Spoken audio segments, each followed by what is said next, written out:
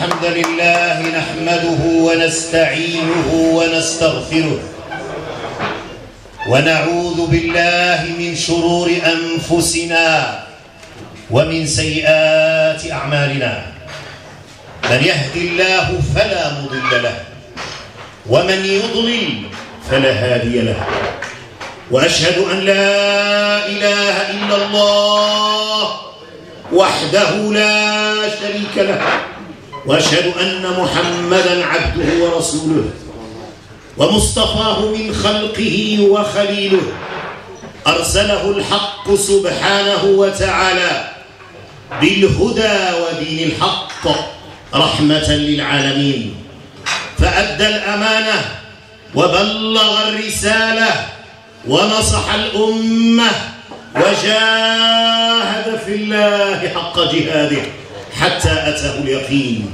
اللهم صل وسلم وزد وبارك عليه وعلى آله وأصحابه وأتباعه وعلى كل من استنى بسنته واهتدى بهديه واقتفى أثره إلى يوم الدين آمين.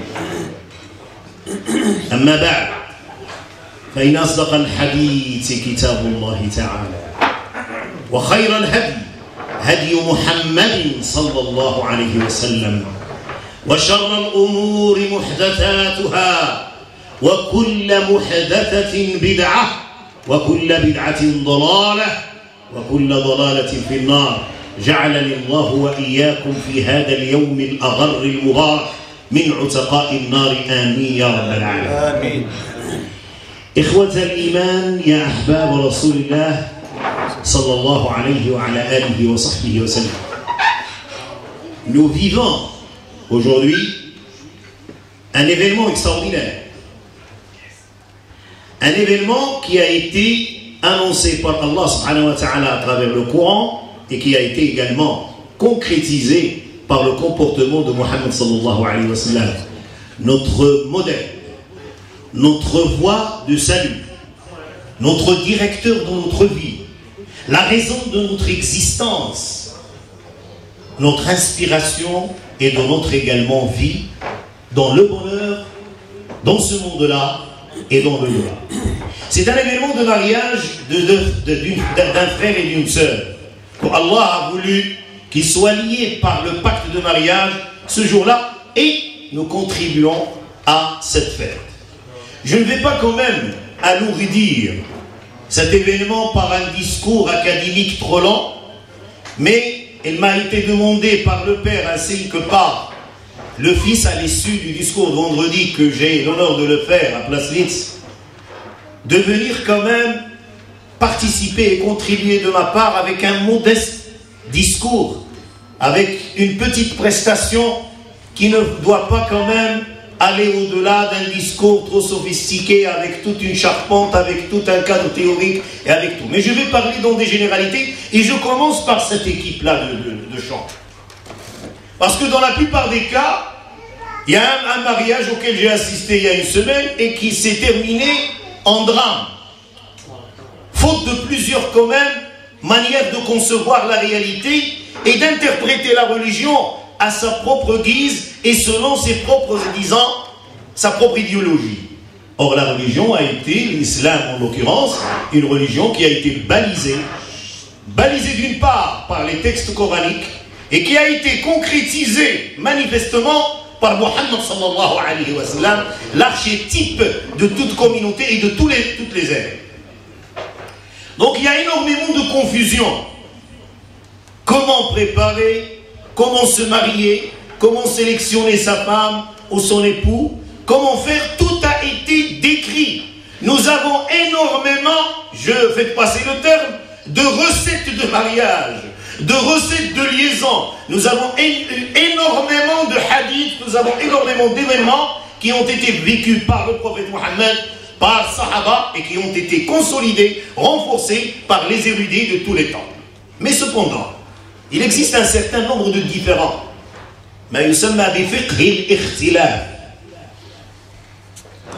Il y a des différences. Il y a des gens qui interprètent les textes coraniques d'une manière, il y en a d'autres qui les interprètent autrement, mais il faudrait... Et dans ce différent, il y a ce qu'appelle le fuqaha al-raha, al-fusha. C'est-à-dire, il y a quand même une manière de choisir, il y a quand même une manière de discerner par la logique des choses le bien du mal. Commençons par cette équipe avec ses instruments. Avec les instruments, parfois on trouve des violons, parfois on trouve beaucoup de choses. Est-ce licite? Est-ce illicite? Ça, c'est une problématique que nous allons traiter brièvement. Parce que tout ce qui a été écrit à propos des chants et de la musique, c'est vraiment un océan, 150 ouvrages parlent de ça. Et ça débute depuis le Sahaba d'Abdullah ibn Mas'ud, qui a interprété un verset coranique, jusqu'au dernier des Ahl Sunnati wal Jama'a. Donc, je ne suis pas un érudit en matière de science, monsieur tout le monde, hein. Ne croyez pas que je possède la clé du savoir, loin de là, je suis le plus ignare des ignares qui puissent exister sur Terre. Ça, c'est une problématique qu'on devrait également élaborer, et il faudrait quand même parler de ça pour lever toute ambiguïté. Et à la fin, je vais vous référer à ceux qui parlent arabe, à une émission extraordinaire que je viens d'écouter aujourd'hui par un jeune. Et alors là, il n'y a rien à dire, la personne a puisé dans tous les livres qui existent et elle a exposé le côté qui dit que c'est illicite, que c'est aberrant, et il a également dit que c'est quelque chose de perdu. Où se placer alors? C'est une problématique. Et en regardant, en assistant à ces gens qui lisent impeccablement la meilleure des musiques qui puissent exister, à savoir le Coran, et qui sont en train de nous parler de Mohammed sallallahu alayhi wa sallam, il ne faut pas qu'on fasse de cet événement un événement, disons, de décor. Les gens étaient en train de saluer Mohammed sallallahu alayhi wa sallam, et nous étions en train de siroter au café ou de parler ou de prendre des images et des photos.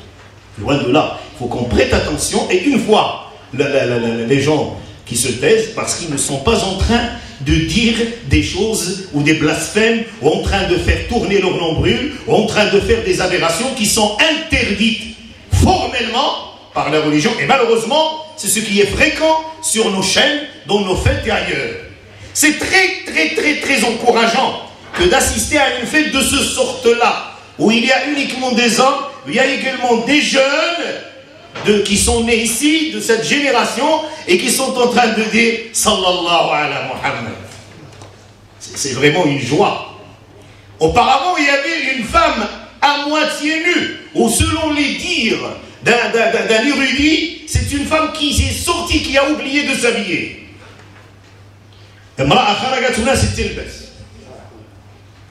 Maintenant, nous sommes dans un sanctuaire extraordinaire. Il faudrait qu'on en profite. Parce que Salah Wahida al Rasoul, et pendant le vendredi, il est là, il vous écoute. Il y a un ange qui transmet immédiatement, plus que la vitesse lumière, à Muhammad sallallahu alayhi wa sallam, dans le creux de ses oreilles, ce que nous sommes en train de dire sallallahu ala Muhammad. Nous devons quand même profiter d'un tel don, parce que c'est une fête, et la personne qui nous a invités nous a donné beaucoup de choses, et en l'occurrence, le fait d'être réunis fi hadithin lillah.